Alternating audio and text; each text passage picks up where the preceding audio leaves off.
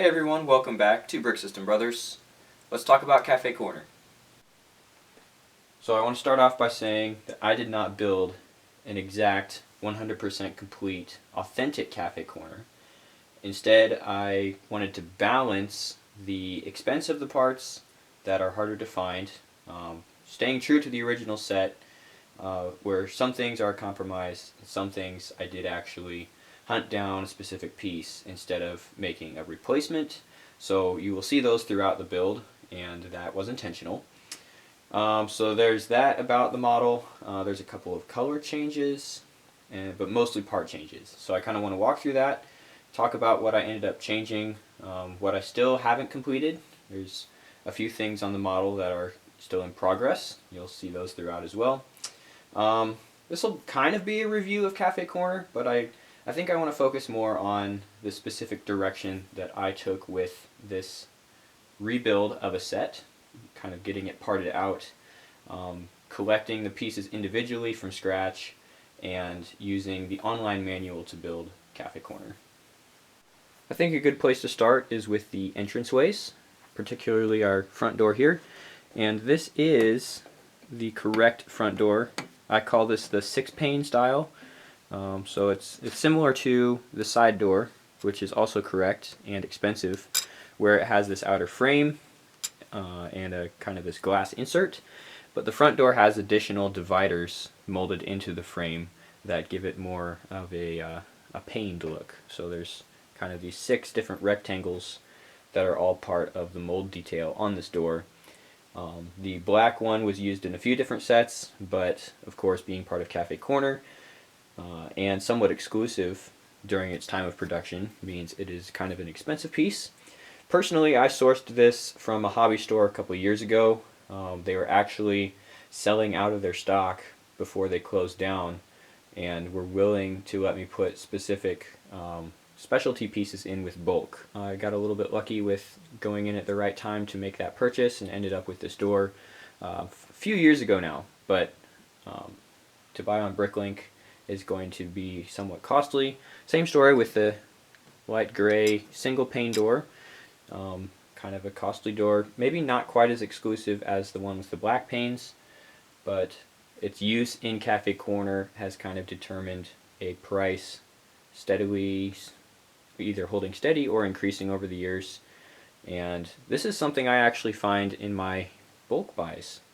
It just kind of turns up now several times over my purchases. You can look at our eBay hauls here on the channel where I've ended up buying bulk Lego, get that sorted down, and you end up with different door styles, and the common ones of course showing up a lot more, but still getting these in. Never did find one of these in the bulk though, so that one's still my only door and is now in Café Corner. On either side of the front door are these pillars, and if you are smart about it, there's certain sets that you can buy to get certain parts for cheaper than you can buying them individually, even though you're still buying a whole set worth of Lego. And that's what I did in the case for these blue pillars. They are part of a Bionicle set. So I looked around on eBay and found this Bionicle set that contains the blue pillars. Ended up buying the whole thing. It was advertised as complete. There were a few things that were incorrect in the inventory, but thankfully the blue pillar was not one of them. So I ended up with 6 of these. 4 are used in Café Corner, so there's 2 on the front door and 2 on the side. And now I have 2 extra ones from the set. So kind of a major cost of finishing Café Corner was purchasing that Bionicle set. It was between $60 and $70 once shipping was accounted for. So that is one option. The other option is to just buy these individually, and those will go for a couple dollars a piece. So you're not spending as much if you buy the entire Bionicle set, but you are paying more per piece, and you don't end up with the other parts that are, something you can use down the road or sell to regain that cost. The third option is making a part out of pieces, which is an acronym that's tossed around. Spells poop, of course, because in the Lego community were fun like that. But in this case, you can use a 1x1 brick and some round 1x1s and get those stacked up to an approximation, and it's a pretty decent approximation of these pillars. This is definitely a viable option. You sacrifice a little bit of the aesthetic of the continuous pillar for the interrupted look here, but especially once it's up on a display and kind of maybe a little bit further away from eyesight, this does blend pretty well into the actual color and shape of the actual part. This construction, cost saving, the individual parts that make this up together are way less than just buying the pillar. So it's an option, it's out there. If I was not able to find the Bionicle set at a reasonable price, or there wasn't a good way to get these pillars, that's probably what I would have done for Café Corner. Alright, let's talk about the windows in Café Corner. Starting with the second floor, there are some kind of taller, narrow style windows. The original set uses a construction of panels. The old style panel has these thin walls. Uses them kind of in a mirrored setup here, and then the top and bottom plates just kind of holding all of that together. You end up with kind of this deeper style window, and the reason that they didn't use this style is because these actually hadn't been produced yet. So in 2007, this size of window opening, if you wanted to build it, this was the best way to do it. There wasn't a glass insert. The actual window frames that were used, these larger ones, were kind of what was available at the time. The original 1x2 style windows with the little flare on the bottom had been out of production, and they hadn't brought in the new standard yet. So the narrow windows on the second floor, this was really the best way to do them, and there is a recent Brickset article that's talked about this in greater detail. I'd point you to that if you're more interested in kind of the historical perspective. Now, it uses 16 of these panels to do this with the original style, and high quantity plus retired part equals expensive Lego piece. And if you've tried to piece together an original Café Corner, you know that these white panels are going to cost you significantly more than the other common parts in the set. So, seeing that we do have a modern variant or a modern window piece that does the trick, it has actual glass in it, it's the same size, same style, and by the time I accounted for what I had on hand, it is way cheaper to do this. My Café Corner uses the current 1x2x3 window frame with glass insert. Now what I did do is put the glass facing towards the inside, and that helps preserve some of this depth that you got in the original. When you're looking at it from the side, you don't see the piece of glass right in on the face of it. And so by facing the glass inwards and putting it on this side here, you kind of get that same effect. The wall thicknesses are very similar, and again, the overall size matching up with the original set. So you'll notice on the second floor that I've made that swap. I also want to mention the 2x4x3 windows. There are slight variations to this part. The original Café Corner uses the one with the thicker frame, and this particular window style frame has a specific insert that matches up. There is a part that is the same outer dimensions, but it has a thinner frame, and with an updated mold they also included the compatibility for a current window pane system. So when you're using the old style frame, it matches up with this kind of lattice insert, and you'll notice this has the thicker bevel on the window panes. Even though the layout's the same, you get the 4 kind of square spaces here. You also get the 4 square spaces here with the separation. The actual size of the border does make quite a difference, especially when you're looking at from the edge of the window to where this square frame starts, where that actual opening would be, and account for all of that thickness versus the new style. You do notice a big difference. I think it makes a difference visually. So I actually have these side by side. I had 3 of the correct windows and I had to use 2 of the incorrect style. In one of my progress videos for Café Corner, I mentioned that the Titanic had 2 of these window frames in white, but even then, the current mold style with this kind of the thin frame here is not the correct for the original Café Corner. So it will help you get closer to building a Café Corner, and the only reason that I wanted to mention that was significant is because the Titanic is a current set, and a lot of Bricklink sellers will use current Lego sets to kind of fill in their inventory. So parting out a set from new is a popular way to get a lot of pieces in a Bricklink store. So if people do that for the Titanic, that will mean more white windows on Bricklink. Closer, but not the exact window needed for Café Corner. Just looking at that comparison there, personally I think it does make a big difference when using the modern versus the 2007 style 2x4x3 window frames. There are a few other pieces I elected to just outright buy instead of rely on my built-up inventory from bulk. One of those is the 1x2x3 75-degree slope in dark red. Original Café Corner, kind of the old dark red color. And in Bricksar's video you can see the difference. It does show up on these slopes, but I think if they're all the same dark red, this is the new dark red, and the old dark red is maybe a little more transparent in a way. But if they're all the same dark red, it still looks fine. And the higher quantity of these I ended up going to Bricks and Pieces, which is through the Lego.com customer service. You can buy individual parts in new condition, and in that case the Bricks and Pieces price was cheaper than the Bricklink average prices. So one of my Bricks and Pieces orders last year, I think it was second half of the year, along with some of the other new parts in different set inventories I wanted to get without actually buying the set. I added in, I believe it's 36 of the dark red slopes. So all of the slopes in this Café Corner are in new condition from Lego Bricks and Pieces.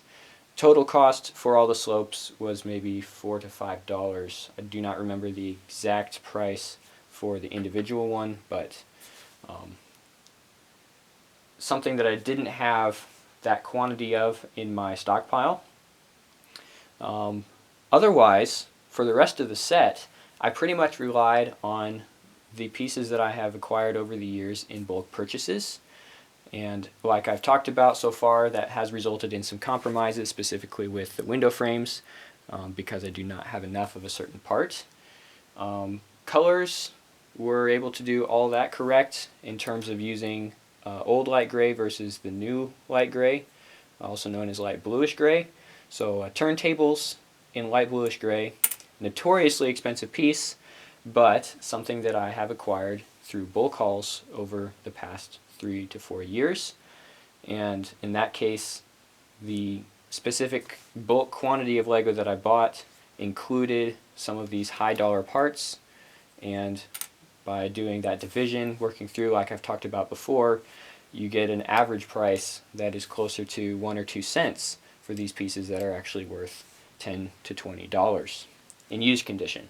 So kind of an interesting way to go about it there, spending a lot more money for the total number of parts, but getting these specific parts very cheaply that would otherwise cost quite a bit. So just as a rough estimate, for 2,000 pieces in a Café Corner, let's say maybe 100 of them were purchased individually, either through Bricks and Pieces or Bricklink, or by parting out other sets with those specific parts. That leaves about 1,900 pieces that I pulled from my bulk inventory, and assuming an average price per piece of 2 cents, the rest of Café Corner cost about $40 to build. So $40 plus $60 for Bionicle set, plus $5 for some slopes, plus let's say another $10. It's under $150 to build Café Corner. Again, the majority of those parts only having on hand because I buy bulk Lego at high volume. So yes, spending a lot more to have that bulk Lego on hand, but price per piece working down individually to very cheap, and able to do projects like this for that reduced cost when looking at just Cafe Corner. Now, everything else sorting out on the walls behind here, and of course the stuff I haven't sorted yet, has to be part of the equation here. You can't just isolate the parts I used in Cafe Corner and say, yeah, it's possible. It is possible to build a Cafe Corner for $150. It just depends on how you go about doing it. So I wanted to put that in there. I was very pleased with the results and ended up costing way less than it's initially assumed that it's going to be for this kind of project. A few other things, making small changes where certain parts that are expensive are not actually visible, and so using something that works just as well for a lower price. And again, going back to situations where to buy certain parts with the correct style, it is more expensive, but having those from earlier purchases and earlier hauls, kind of eliminating that part of the job. Okay, so what's left for this project? Not too much, but there are a few things I'll be keeping an eye out for, even though I'm kind of considering this a wrap for now, just always a continuous work in progress as I do continue to buy bulk hauls and keep an eye out for things at hobby stores. One of those will be the correct color parrot in dark bluish gray instead of the original dark gray. I have 2 of the dark bluish gray frogs, which are here and here. I'll need 3 more to finish putting above in these wheel arches. Additionally, next to the frog is the original windows. So like I said, having correct for 3 of the windows, and then these outer 2 are still the updated version of that part with the thinner frame and using the 2 opening panes instead of the single opening pane. Yeah, you get the idea. So a few things to finish up that top row. Otherwise, the top floor pretty much complete here. Going down a floor, I think this was all done. Actually, one of the parts that I was scrounging for and eventually did find were the 40 1x2 reddish brown tiles. Just a matter of going through the unsorted part of the collection to find those. I did pull everything out that I had sorted, and now as time has gone by since I finished this, I have been finding a few more. So ultimately having enough tiles to do it, but they were not all easily accessible during the project, was part of that. And the other thing I changed color-wise was the base plate. So the original set has a green base plate. I built this on tan, and that goes to the interior, just in terms of, if I want to put an interior in here, especially on the main floor, I think it's going to be nicer to have that tan as kind of that base color to build on, instead of trying to cover up a green base plate with a complete layer of tiles or plates. So building in tan for the sake of the interior, with that base plate choice on this particular modular. I am personally not trying to collect every modular that's been released.